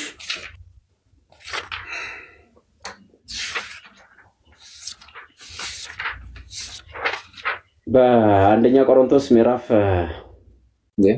ሁለተኛ ቆሮንቶስ ምዕራፍ 3 ቁጥር 15 ላይ ስንት አልከ? ሁለተኛ ቆሮንቶስ ምዕራፍ 3 ቁጥር 15 ምን ይላል? ምዕራፍ 3 ቁጥር 15 እሺ ብሉይ ኪዳን ሲነበብ ያ መጋረጃ ሳይወረድ ስለደስ ይኖራል በክርስቶስ ብቻ የተሻረ ነገር ግን እስከዛሬ ድረስ የሙሴ መጽሐፍ በተነበቡ ጊዜ ያን ጊዜ መጋረጃው በልባቸው ይኖራል አለ። ዘፍጥረት የሚባለው ሙሴን የጻፈው የሚል ነገር አለ። እንግሊዘኛውና ግሪከኛው ላይ አንድ ያውጣለት ምን እንግሊዝኛና ግሪክ ነው ያስፈልግም ኢትዮጵያው ነኝ ተናጋሪ አይልም አማርኛ ላይ ተጨመረ ነው መጽሐፍት የትኞቹ ናቸው? ይሄው የተጨመረ ነው። የሙሴ መጽሐፍት የሚል ነገር የለውም ራሱ አይልም እንደዛ አይልም ይሄው ምን እናርግ ነው እንግሊዘኛው ላይ ያውጣለት ይሄው ባንዴ ነው ወንድ እኔ ስለማውቀው ነው ስተት እኮ ምን እንደሰራ አንደኛ ቆሮንቶስ 3:15 ሁለተኛ ቆሮንቶስ 3:15 እሺ 3:15 አንድ እንግሊዘኛ አማርኛ ላይ ነው የተደረገው and even to this day when Moses is read will covers their heart Allah but whenever anyone turns ይታለ መጽሐፍት የሚል እሺ ኤንአይቪ ናውጣለት ከፈለገ ምንም ኤንአይቪ ማምጣት አይተበቅባችሁም አማርኛው የ54 ነው ያነበብኩላችሁ እንደዚህ ገዙ እንደሚል የሙሴ ኦሪት ነው የሚለው ይሄው ገዙ ላሳየ ይሄው ኦስታዝ ምንም አጥፋው አሁን ቀደም ሙሴ አልጻፈም ሙሴ አልጻፈም አሁን ስለ ዘፍጥረትም አያወራም ሙሴ አልጻፈም በትልቁ አርጋኝ አላመጣህም እኮ አሁንም ኦሪት ዘፍጥረትን ነው ያልኩ ይኸውልህ ይኸው እዚህ ጋር ይታያል ምን ይላል ወስመዮም ሶበቆይ እሺ አንዴ የሰማው ሰምቷል አረ ቆይ እስመዮም ሰበ ያንብቡ ኦሪተ ሙሴ ነው የሚለው የሙሴ ኦሪት ባነበቡ ጊዜ ይገለጾሙ ልቦሙ ነው የሚለው በልባቸው ይኖራል። ታዲያ የሙሴ ኦሪት ማለት ምን ማለት ነው? ህግ አይደለ? ኦሪት የሙሴ ኦሪት ነው። ህጉ እኮ ኦሪት ተብሏል እኮ እኔ እኮ ኦሪት ዘፍጥረት ኦሪት ተባለው ኦሪት ዘፍጥረት ምንድነው? ኦሪት ማለት ህግ አይደለ? ኦሪት ዘፍጥረት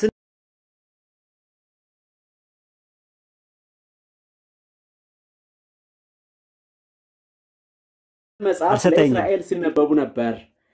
አልሰጠኝም። የሙሴ መጽሐፍት የሚል ነገር የለውም ራሱ ማለት አዲስ መደበኛ ትርጉም አለ። የት አለ? ይኸው አውጣው። ይኸው እንግሊዝኛውን አውጣን፣ ግዕዙን አውጣን፣ ግሪከኛውን ደግሞ አውጣን። አንዴ ባይብል ሀብ ላይ ቁጥር 15 ነገር ግን እስከ ባይብል ላይ ሀብ ላይ አንዴ አውጣለት። ቆይ መስፍን የሙሴ መጽሐፍት በተነበበ ጊዜ ማታዳምጥ ከሆነ ሚት እያደረኩ ነው ማወራው። መረጋጋት አልቻልክም። ይኸው እሺ አሁን እዚህ ላይ መጽሐፍ የሚል አውጣው። መጽሐፍት የሚል አውጣ። ይኸው ግሪኩ ላይ መስፍን አሁን ሚትን አንሳ። ለምንድን ነው ሚውት የምታደርጉት? እኮ እያወራሁ ነበር እኮ አታዳምጥም። እያታዳምጥ አይደል? ከግሪኩ ልናሳየህ ነው። ምንም ግሪክ መጽሐፍት የሚል አለ። ይኸው መጽሐፍት የሚል አለ። ራሱ ምንም አልቀበለውም ማለት ተቀባይነት የለውም። እኔ የምትቀበለው የትኛው ግሪክ ነው የምትቀበለው? ስለሆነ አልቀበለውም። ኦኬ የትኛውን ግሪክ ነው የምትቀበለው? የትኛውን ነው የምትቀበለው? የትኛውን ግሪክ ነው የምትቀበለው? እሺ መስፍኔ ይሄ የዚህ አሁን እንትን ኢብራሂም በሚያሳየው የምረድ ነው የምላችሁ ለና አቅርቦልኝ። እሺ አይቶ የለም መስፍን። ስለዚህ እሺ ቆይ አንተ መጽሐፍ ቅዱስ ላይ ባላሳይ በጣም ተጠይቁኝ ነበር። መስፍን መግባባት አልቻልንም። ይሄው አውጣ፣ ያንተን አውጣ። አንዴ ቆይ ኢምራን የሱን ያውጣ። አንተ የምታውቀውን ግሪክ አውጣ።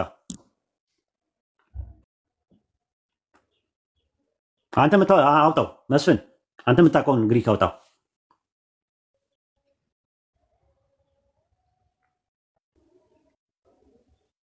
መስፍን አለ ሚዩትን አንሳ። አረ በፈጣሪ ለምንድን ነው ኡስታዝ? ምንም ግሪክ ማውጣት እኮ አይጠበቅብኝም። ለምንድን ነው ግሪክ እኮ የለም የተሳሳተ ነው አልካ። የተሳሳተ ነው አልክ። የኢብራሂም የተሳሳተ ነው ካልክ አንተ የምታውቀውን ግሪክ አውጣ። እኔ በሁለተኛ ቆሮንቶስ ምዕራፍ 3 ቁጥር 15 ላይ ሙሴ ጻፈ ስለተባለው አሳያልከኝ። ማስረጃ ከአማርኛ አይልም። ዘፍጥረትን ሙሴ ጻፈ የሚል የለውም። ራሱ ግን መጽሐፍት የሚልም የለም እያልኩ ነው ያለው። ትርማት ነው እየሰጠ ያለው። የሙሴ ህግ አይልም። መጽሐፍት የሚል የለም አይልም ነው የምልህ። ኢምራን አሳየው የእንቱን የቅድሙን አየው ኡስታዝ። ያው አንዴ ግን እዚህ ጋር መስፍን መረዳት ያለብህ ኡስታዝ፣ ጥያቄው ምንድነው? አሁን እናንተ እጅ ያለው ኦሪት ተብሎ የሚጠራው መጽሐፍ ሙሴ ለመጻፉ ማስረጃ አምጣ ነው። ያው ከፍቼልሃለሁ። እዚህ ጋር ነው የሙሴ መጽሐፍ የሚለው ያው አማርኛ ብለሃል። አማርኛ ዛሬም ድረስ አልቀበልም የሙሴ ሕግ ብለሃል። ነው የሚለው ይታያል። የሙሴ ሕግ ይታያል። የሙሴ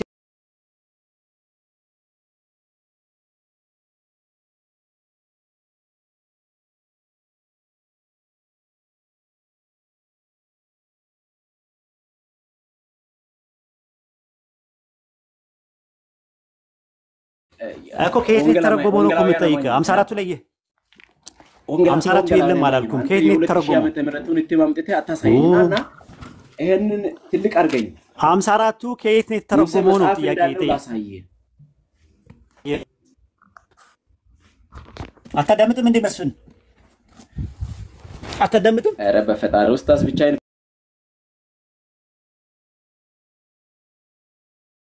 እኮ ነው የምታወራው። መስፍን አታዳምጥም እንዴ? ኧረ ኡስታዝ 54ቱ ከየት ነው የተረጎመው? ከየት ነው የተረጎመው? 54ቱ ከግሪክ ወደ ግዕዝ፣ እንግሊዝኛ፣ አማርኛ ኦኬ፣ ከግዕዝ ኦኬ ኦኬ፣ ጥሩ። ስለዚህ ምን ታደርጋለህ? እንግሊዝኛውንም ግዕዙንም ግሪኩንም ታውጣለህ። ሶስቱንም እኛ እናውጣለን። ምንም አሁን የትኛውን እናውጣለን? ከምን እጄ ያለው በጣም ያመንኩበት መጽሐፍ ቢኖር ይሄኛው ነው ኡስታዝ። ይሄው ስለዚህ ከዚህ ወደ ግሪክ እንሂድ ምናምን አልሰማም። በእጄ ያለው ያመንኩበት መጽሐፍ በጣም ተቀባይነት ስላለው በግሪክ ለመደበቅ አንድ በቋንቋ ምናምን በላንጉጅ ለመደበቅ አትሞክሩ። በቃ እኔም ማምንበትን እያሳየው ነው። ትልቅ አድርገኝ ላስነብብ። ውስጥ የፕሮቴስታንት ኦኬ ቆይ እኔ ላውጣላችሁ። ቆይ የ1879 ትቀበላለህ? ያው 54ቱ የተረጎመበትን ትቀበላለህ? 1954ቱ አለ እኮ ለምንድን ነው ኡስታዝ? 1879 የዛሬ 200 ዓመት የነበረውን ትቀበላለህ ወይስ አትቀበልም? አልቀበልም። በእጄ ያለው ነው እየተቀበልኩ ነው። ያው እንግዲህ ይሁት ተመልከቱ። ምን እንደሚል አንዱ በለጠ። 1954ቱን እቀበላለሁ። አንዴ ቆይ ድርቅ አትበል። እዚህ ጋር ምን ይላል? የ1879 ነገር ግን እስከዛሬ ድረስ የሙሴ መጽሐፍ ነው የሙሴ መጽሐፍት ነው የሚለው የ1879 የቁም ጽሑፍ የአባሮሜ ትርጉም የሚባል የዛሬ 200 ዓመት የነበረ ነው።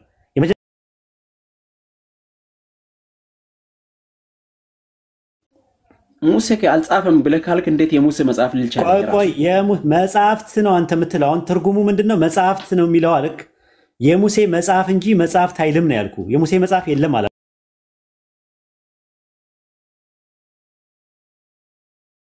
አላልኩም። እኔም የሙሴ መጽሐፍ አይልም ይላል እዚህ ጋር።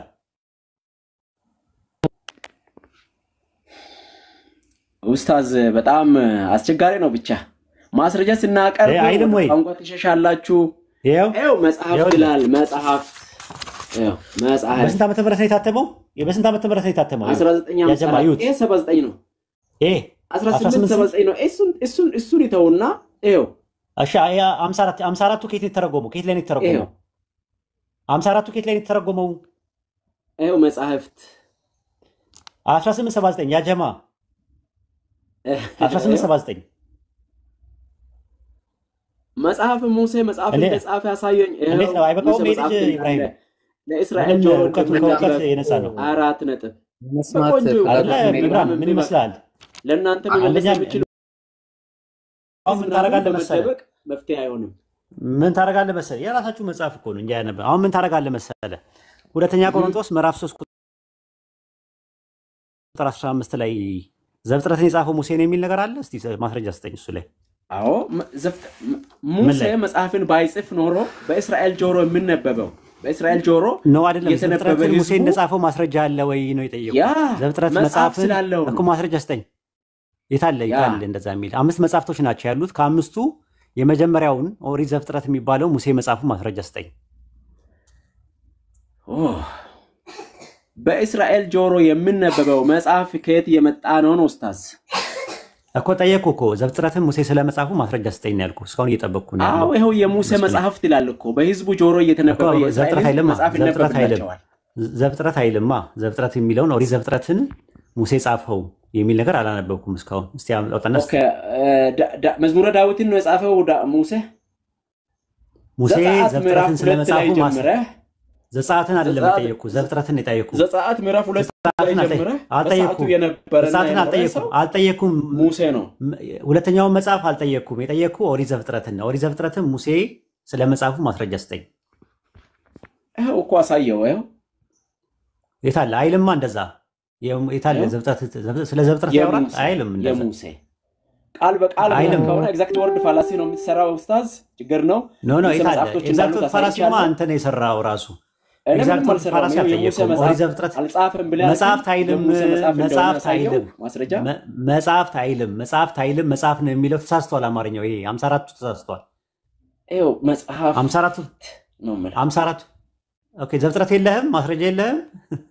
ይኸው አሳየው። ከዚህ በላይ ዘፍጥረትን ሙሴ ስለመጻፉ ማስረጃ የለህም።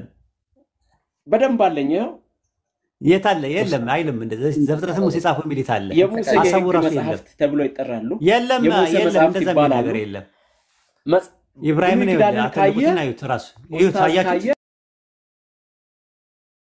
እዚህ ጋር ቆይ አንዴ ዝም ብላ አታውራ እኩል አታውራ እኩል አታውራ ይሽማ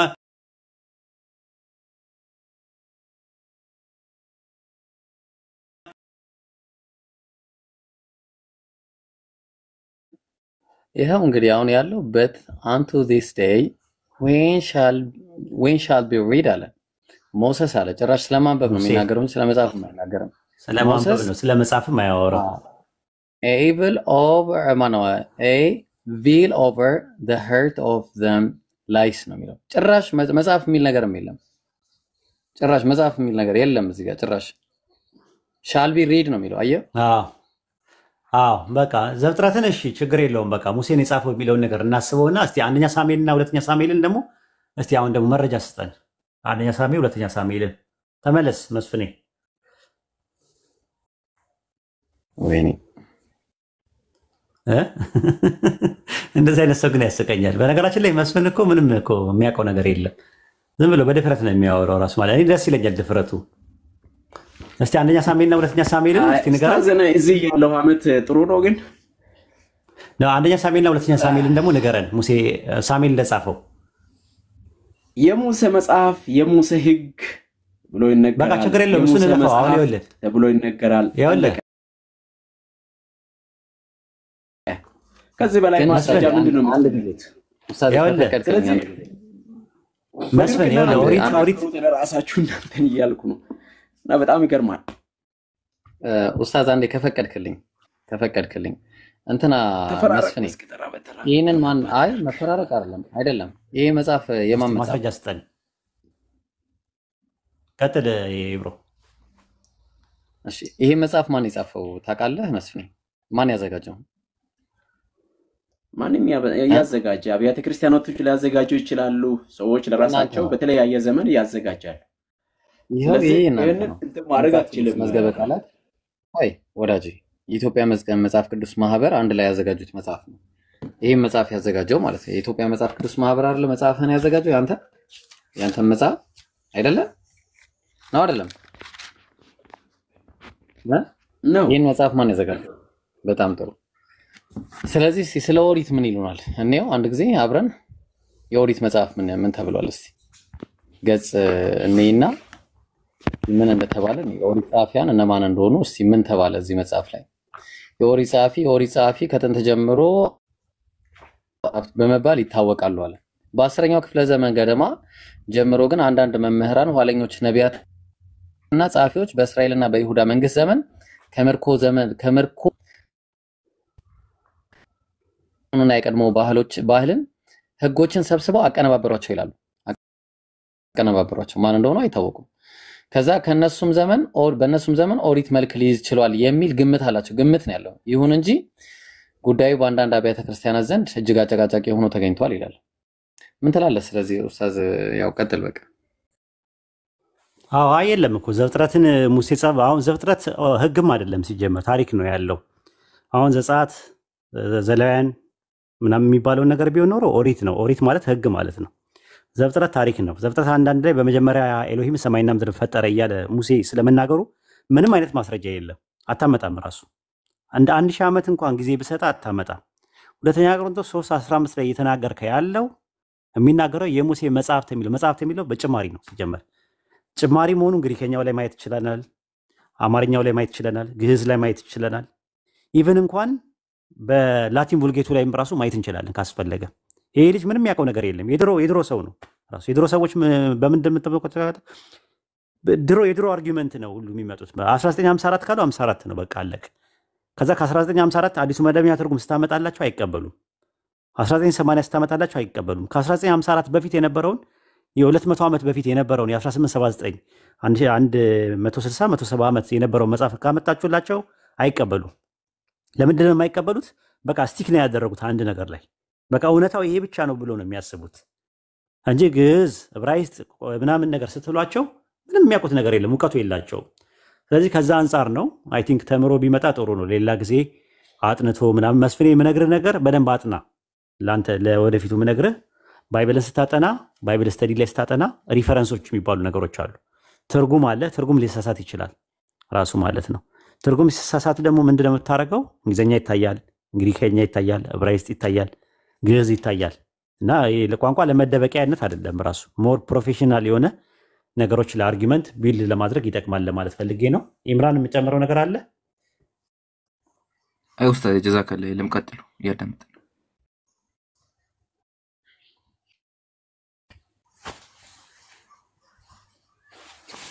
ፖለቲካ መልስ ሲያጣ ተምሮ እንደሚመጣ ምስኪን ነው። ተስፋና እንትንም አለ፣ የቋንቋ ምጥረት አለበት። በነገራችን ላይ የምናወራው ብዙም አይገባውም። ራስ መስፍናው ምንድን ነው አማርኛም ትምህርት ቤት ምናምን ነገር ሊያስፈልገው ይችላል ይመስለኛል ራሱ። አንደኛ፣ ሁለተኛ፣ ሶስተኛ ደግሞ ኮሚኒኬሽን ባሪየርም አለበት፣ የተግባቦት ጋሬጣ አለበት። እኩል ማውራት፣ ጥያቄ ሲጠየቅ ከመልሱ ይልቅ ማብራራት ወደ ማብራሪያ ፈልጋለሁ ስትባል ታብራራ አለ። ግን ጥያቄ ሲጠየቅ ዳይሬክት የመመለስ እንትን የለውም። እንደዛ ነው። አብዛኛውን ፕሮቴስታንቶች ያው እንትን ነው፣ ካሪዝማቲክ ነው ደግሞ ልጁ እንደምታዩት እንትን አይደለም፣ ኢቫንጀሊካል አይደለም። ፕሮቴስታንት ውስጥ ታውቃላችሁ ሁለት ግሩፖች አሉ ራሱ ማለት ነው። አንደኛ ካሪዝማቲክ አሉ፣ የሆነ ፔንቴኮስታል የሚባሉ። በነገራችን ላይ ፔንቴ ሁሉ ፕሮቴስታንት አይደለም። ታውቃላችሁ ይሄንን? ስንቶቻችሁ ታውቃላችሁ? ታውቃለህ ይሄንን? ፔንቴ ሁሉ ጴንጤ ማለት በልሳን መጸለይ፣ ትንቢት መናገር ምናምን የሚያምን ነው። ፕሮቴስታንት ማለት ደግሞ ከዛ በፊትም ነበረ ፕሮቴስታንት። ፕሮቴስታንት ውስጥ ጴንጤ አለ፣ ግን ጴንጤ ሁሉ ግን ፕሮቴስታንት አይደለም። ብዙ ሰው አያውቅም። አሁን ይህንን ከፕሮቴስታንት ውጭ ጴንጤ አለ ራሱ። ኦንሊሰስ አሁን ጴንጤዎች ናቸው፣ ፔንቴኮስታልን የሚቀበሉ ናቸው። በስላሴ አያምኑ፣ ግን ፕሮቴስታንት አይደሉም። ፕሮቴስታንቶች በስላሴ ያምናሉ። ማርቲን ሉተር ጴንጤ አልነበረም። ዝዊንግሊ ጴንጤ አልነበረም። ካልቪን ጴንጤ አልነበረም። የያዕቆብ አርሜኒየስ ጴንጤ አልነበረም። ሪፎርመሮቹ የታድሶ አራማጆቹ ሪፎርመሮቹ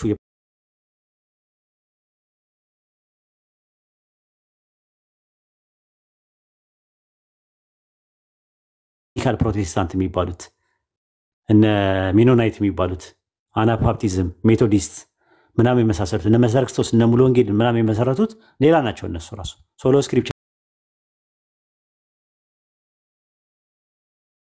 ሎችን ወይም ደግሞ ኢኩሜኒካል ካውንስሎችን ሰቦርዲኔት ኦቶሪቲ አይቀበሉም። ራሱ ሱፕሪም ኦቶሪቲ የሚሉት ባይብልን ብቻና ብቻ ነው። ሶሎ ስክሪፕቸር ይባላሉ እነሱ።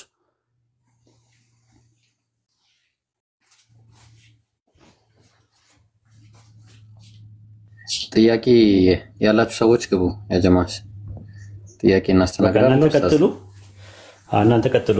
እኛ ጋርም ዞር አዘነ። መልካም ጊዜ ይሁንላችሁ። ጀዛከላ ኸይር ኡስታዛችን፣ አላህ ይጠብቅ። ጀዛከላ ኸይረን ኡስታዝ። ይህ አካውንት አዲስ አካውንት ነው። እናንተ ሰዎች ፎሎ ያደረጋችሁ ይመስሏችሁ ትላለህ። ከዛ አስፎግር ኢምሩ ምን እንጀምር? ጥያቄ ያለው ካለ ገብቶ ይጠይቅ፣ ወይም ክርስቲያኖች ካሉ ይግቡና ርዕሳችሁ ምንድነው ዛሬ?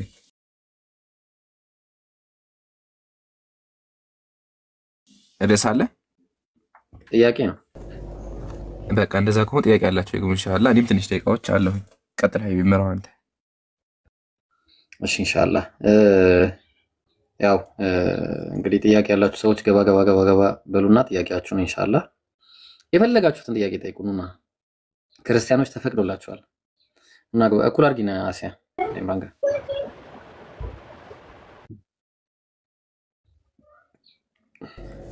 እሺ ሙስሊሞችም ይግቡ። አዎ ጥያቄ ያለው ሰው ይግባ። በተለይ ደግሞ ክርስቲያኖች ቢኖሩ የተመረጠ ነው። እሺ እነሱ ዳንደሊ እስኪያመጡ ሙስሊሞች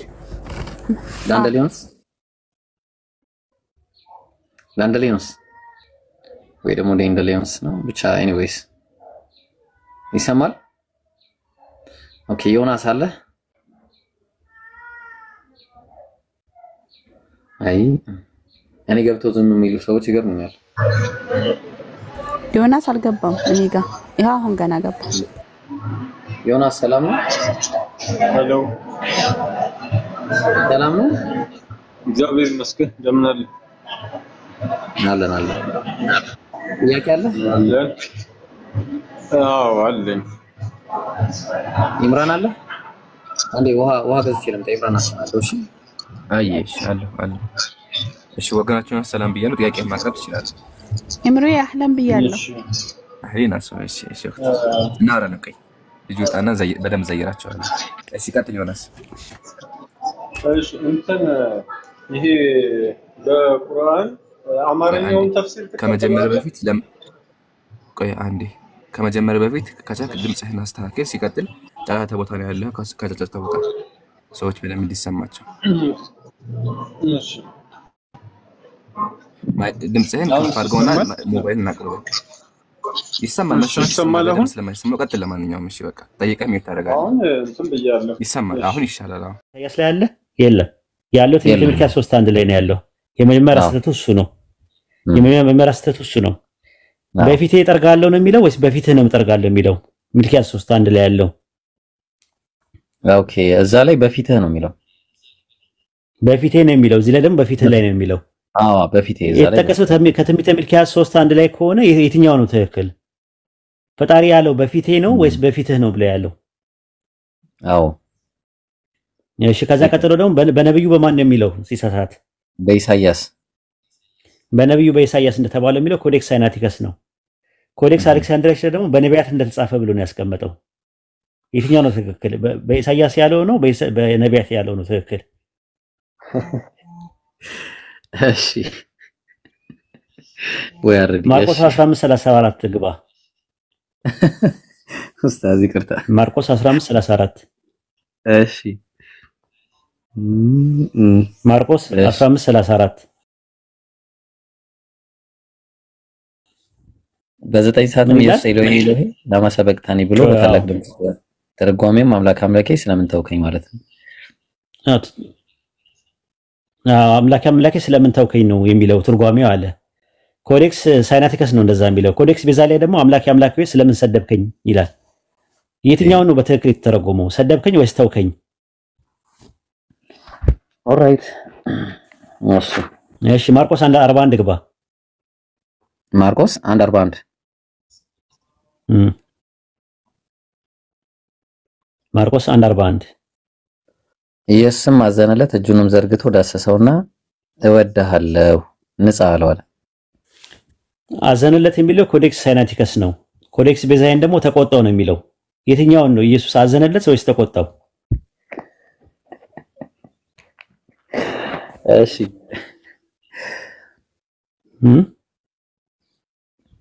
እሺ ብዙ ነው ራሱ ማለት 30 ሰዓት ደርሶባል እያሉ ነው ታች። አዎ ዚድኒ ቆይ ኡስታዝ አንዴ እሄዳለሁ፣ ተነስቼ እሄዳለሁ። የሌላ መስጂድ ነው። ኦኬ ጨምረኝ። ልጨምርልህ? አዎ ኡስታዝ። እሺ ሉቃስ ላይ ግባ።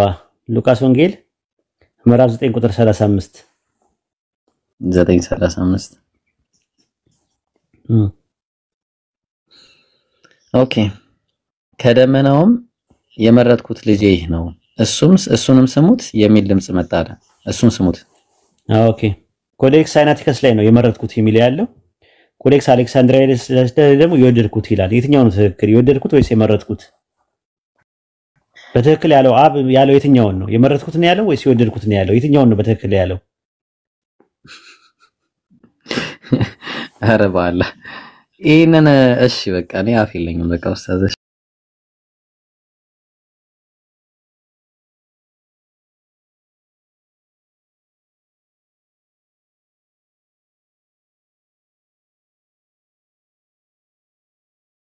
አለው ይላል አይደል? ታምናለህን? አዎ አፎን አንተ በእግዚአብሔር ልጅ ታምናለህን አለው። በእግዚአብሔር ልጅ ታምናለህን ብላ አስቀመጡት። ኮዴክስ አሌክሳንድሪየስ ነው። ፓፒረስ 66፣ ፓፒረስ 75፣ ፓፒረስ ኮዴክስ ሳይናቲከስ፣ ኮዴክስ ቤዛይን፣ ኮዴክስ ቫቲካነስ፣ ኮዴክስ ዋሽንግተንስ ሁሉም በሰው ልጅ ታምናለህን ብሎ ነው ያስቀመጡት። የአዲሱ መደበኛ ትርጉም አለ? አዲሱ መደበኛ ትርጉም አለኝ፣ ግን ሩቅ ነው። ላውጣው ፈልጌ በቃ ዛሬ በሰው ልጅ ብሎ ነው ያስቀመጡት። አርመውታል። ኢቨን በ1954 እና በ1980 ትርጉም የ1980 ትርጉም አለ አዲስ ትርጉም የሚባለው ይመስለኛል። እዚህ ላይ ይኖራል። መዝገበ ሕይወት ላይ ለምሳሌ መዝገበ ሕይወት ላይ አይኖርም። ምክንያቱም የኢትዮጵያ መጽሐፍ ቅዱስ ማህበር ነው ያሳተመው። ስለዚህ አሁን ምንድነው በየትኛው ነው በትክክል የተባለው? ኢየሱስ አይነ ስውሩን የጠየቀው የትኛውን ነው? በሰው ልጅ ታምናለህ ነው ያለው ወይስ በአምላክ ልጅ ታምናለህ የሚለውን ነው ያለው? ከባድ ነው በእውነቱ ከባድ ነው። ኦኬ ዮሐንስ ወንጌል 1:18 ላይ ታውቀዋለህ። አንድ ሁለት ኦንሊ ቢጎትን ሰን የሚለው ኮዴክስ ራሱ ማለት ነው። ኦንሊ ቢጎትን ሰን ራሱ ማለት ነው። ራሱ ኦንሊ ቢጎትን ሰን የሚላል አይደለ? ሞኖጌነስ ሂዮስ ሂዮስ አንደኛው ላይ ደግሞ ቴዎስ ነው የሚጠቀመው፣ አንደኛው ላይ ደግሞ ሂዮስ ነው የሚጠቀመው። ኦንሊ ቢጎትን ሰን ይላል አንደኛው ደግሞ እንት ይላል ኦንሊ ቢጎትን ጋድ ይለዋል። የትኛው ነው በትክክል የተቀመጠው? የትኛውን ነው ዮሐንስ ያለው? ኦንሊ ቢጎትን ሰን ነው ወይስ ኦንሊ ቢጎትን ጋድ ነው? ሞኖጌነስ ሂዮስ ነው ያለው ወይስ ሞኖጌነስ ቴዎስ ብሎ ነው ያስቀመጠው? የትኛውን ነው ያለው? እንትን ላይ ነው ኡስታዝ ቫቲካነስና ሳይናቲከስ ነው የሁለቱ ልዩነት። ኮዴክስ ሳይናቲከስ ላይ ብቻውን የተወለደ አምላክ ይላል። ኮዴክስ አሌክሳንድሪየስ ላይ ደግሞ ብቻውን የተወለደ ልጅ ይላል። የትኛው ነው ትክክል? ኦንሊ ቢጎትን ሰን ነው ኦንሊ ቢጎትን ጋድ ነው? ዮሐንስ ወንጌል 1:34 ላይ ገባ። ዮሐንስ ወንጌል 1:34 እሺ እኔም አይቻለሁ እሱም የእግዚአብሔር ልጅ እንደሆነ መሰክራለሁ አለ። መስክሬያለሁ። እኔም አይቻለሁ እኔም እሱንም የእግዚአብሔር ልጅ እንደሆነ እሱ ኮዴክስ አሌክሳንድሪየስ ላይ ነው ያለው። ኮዴክስ ሳይናቲከስ ላይ ደግሞ ማነው? ኮዴክስ ኮዴክስ ቫቲካንስ ላይ ነው ያለው የአምላክ ልጅ እንደሆነ አይቻለሁ የሚለው። ኮዴክስ ሳይናቲከስ ላይ ደግሞ የአምላክ ምርጥ መሆኑን አይቻለሁ ነው የሚለው። ዮሐንስ መጥምቁ ዮሐንስ የተናገረው የትኛውን ነው? የአምላክ ልጅ ነው ያለው ወይስ የአምላክ ምርጥ ነው ያለው?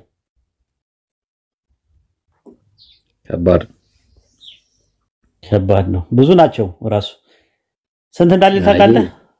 ለምን ስንት እንዳለኝ ታውቃለህ? እንደዚህ የማኑስክሪፕት ዲፈረንስ ስንት እንዳለኝ ታውቃለህ? በዚህ አካሄድ ስንት ሊኖር ይችላል መሰለህ ኡስታዝ? 200 አካባቢ። አንተ ደግሞ 200 ምን አላት እንዴ? ያው እኔ እስከማውቀው ድረስ ምናልባት በልዩነት ጉዳይ 1600 አለ። 1600 ዲፈረንስ አለ። ላኢላሃ ኢላላህ 1600 ዲፈረንስ አለ። በጣም ከባድ ነው። 1600 በጣም ከባድ ነው።